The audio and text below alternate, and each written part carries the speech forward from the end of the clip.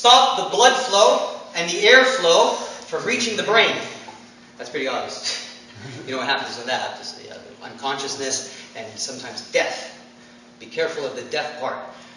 We'll get into that after.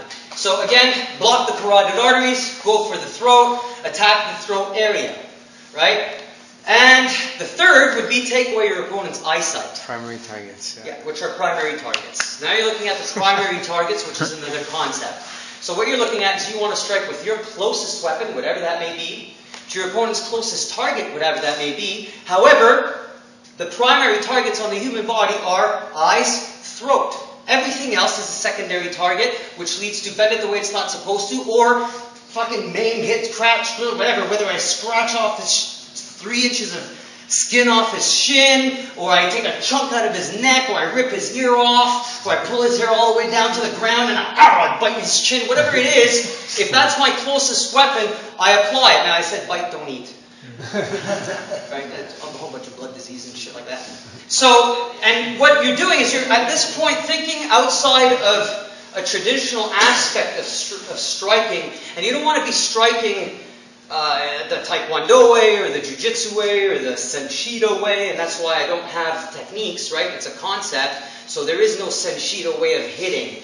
It's just following logic, right, and principles. And if you follow these principles, then you end up in this pattern of fighting. And if you understand that, you go to the next concept. So closest weapon, closest target. Primary targets, eyes, throat. Secondary targets, the rest of the human body, right?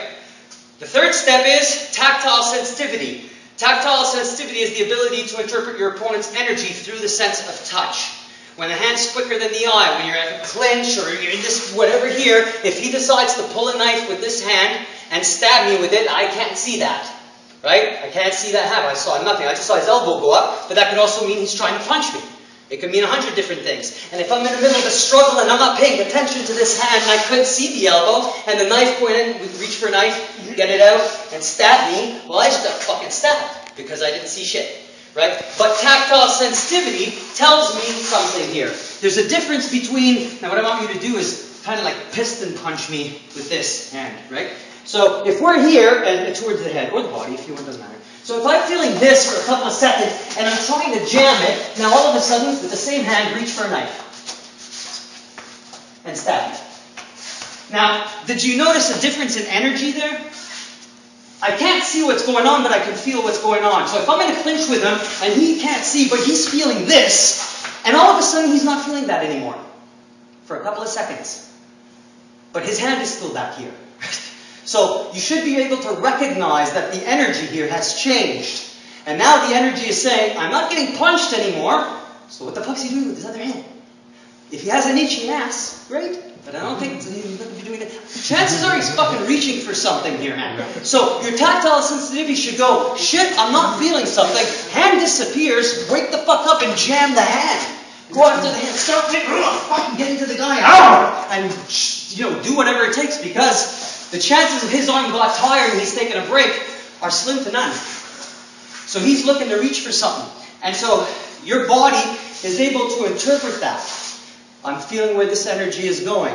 He might be grabbing me over here, right? Now, and I'm going, oh shit, what are you doing now? If he's going to punch me with this hand, I don't think, all this has to happen. Right? So, and what are you're going to feel that through the shift in body, the axis, and the energy behind it. So tactile sensitivity happens as soon as contact is made between you and your opponent. And at that point, because the hand is quicker than the eye, you have to rely on it and understand how to position yourself in a way also that you can't get headbutted, an elbow gets thrown in, or you can't pick you up and throw you. We're going to get into all these drills tomorrow.